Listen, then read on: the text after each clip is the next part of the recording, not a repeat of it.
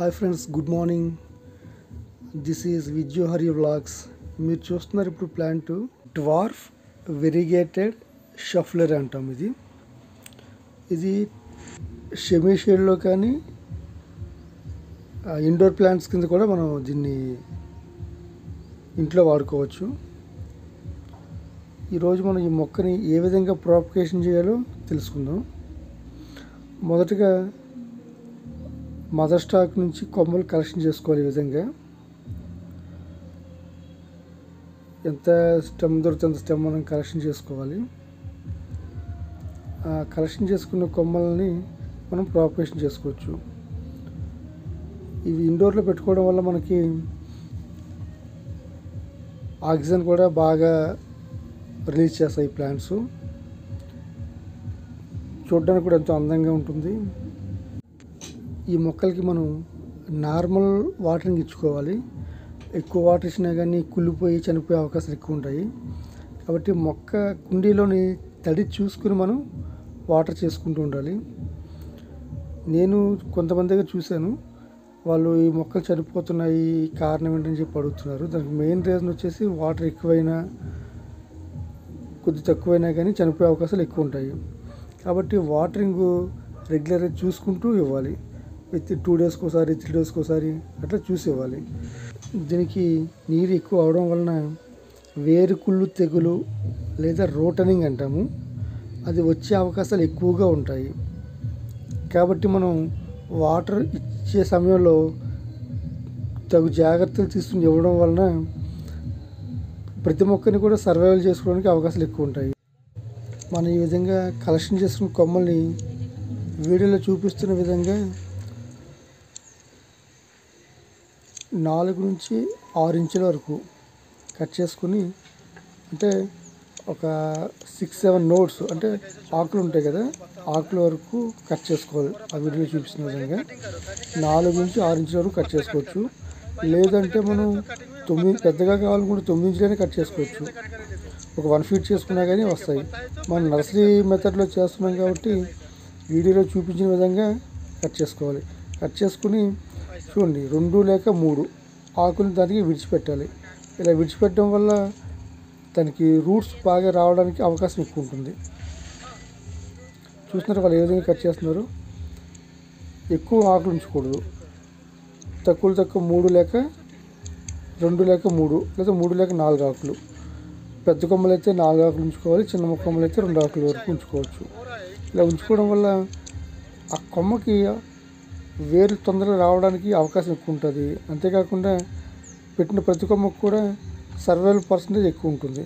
అంటే చనిపోయే శాతం తక్కువ వస్తుందన్నమాట. కొమ్మలు ఎండిపోవడం కానీ కుళ్ళిపోవడం కానీ తక్కువ ఉంటాయి. సో వీటికి ఆ విధంగా కట్ చేసుకుని మనం కొమ్మల్ని రెడీ చేసుకుందాం. రెడీ చేసుకున్న కొమ్మల్ని తర్వాత మనం నింపిన ప్యాకెట్లోకి మార్చుకోవాలన్నమాట. ఆల్రెడీ నేను ప్యాకెట్లు నింపెట్టాను. ఆ నింపెట్టిన ప్యాకెట్లోకి కొమ్మల్ని మనం షిఫ్ట్ చేద్దాం. ఈ కొమ్మల్ని తీసుకుని మనం కవర్లో కూర్చోడానికి రెడీ చేసుకున్నాం. ఇలా తీసుకున్న కొమ్మల్ని ఆల్రెడీ నేను మంచి సాయిల్ మిక్స్ చేసి రెడీ చేశానండి. ఇది సాయిల్ మిక్స్ రెడీ చేసి ప్యాకెట్లో నింపించి పెట్టాను. నింపించి పెట్టిన తర్వాత వాటికి వాటరింగ్ చేస్తున్నాను. వాటరింగ్ ఏం చేస్తానంటే, ఖచ్చితంగా మనం కొమ్మ పెట్టేటప్పుడు ఆ ప్యాకెట్ మెత్తగా ఉండాలి. కొమ్మ గుస్తే మెత్తగా లోపలికి వెళ్ళిపోవాలి. లేకపోతే గట్టిగా ఉండడం వల్ల ఏమవుతుందంటే ఆ కొమ్మకున్న చర్మం మొత్తం లేచిపోతుంది. ఆ చర్మం లేచిపోవడం వల్ల అక్కడ వేరు పుట్టే అవకాశం కోల్పోతుందన్నమాట. సో అందుకోసం చెప్పి మనం ఈ మిక్సింగ్ సాయిల్ పెట్టిన ప్యాకెట్ని బాగా తడిగా, అంటే బాగా మెత్తగా తడిసేలాగా వాటరింగ్ చేసుకోవాలి. ఇక్కడ చూపిస్తున్న విధంగా వాటర్ చేసుకున్న తర్వాత ఇక్కడ చూపిస్తున్న చూడండి, రూటింగ్ హార్మోన్ ఉంటుందండి. ఈ రూటింగ్ హార్మోన్లో మనం ఆ కొమ్మల్ని ముంచి, అంటే డిప్ చేసి కొమ్మల్ని డిప్ చేసి ముంచేసి ఆ విధంగా మనం కొమ్మల్ని ప్లాంటేషన్ చేసుకోవాలి, కటింగ్స్ పెట్టుకోవాలి. ఈ విధంగా చూడండి, అలా పౌడర్లో ముంచి ఆ విధంగా చూడండి ఎంత మెత్తగా వెళ్ళిపోతుంది. చూసారు, అది అలా మెత్తగా వెళ్ళిపోవాలి. కొమ్మ పెట్టిన వెంటనే మెత్తగా వెళ్ళిపోవాలి. ఆ విధంగా పెట్టడం వల్ల కొమ్మకున్న చర్మం పోకుండా ఉంటుంది. మనకి వేర్లు పుట్టే అవకాశాలు ఎక్కువ ఉంటాయి అన్నమాట. అంటే రూట్స్ ఫామ్ అవడంలో చాలా హెల్ప్ చేస్తుందన్నమాట అది. ఇలా కొమ్మలు పెట్టిన తర్వాత మనకి ఇవి అప్రాక్సిమేట్లీ ఒక 30 నుంచి 45 రోజుల మధ్యలో మనకి వేర్లు పుట్టే అవకాశాలు ఎక్కువ ఉంటాయి. దానికి మనం జాగ్రత్త తీసుకోవాలి. అదేంటంటే సన్లైట్ తగలకూడదు, డైరెక్ట్ సన్లైట్ తగలకూడదు. అంటే ఎండ కింద ఉండకూడదు.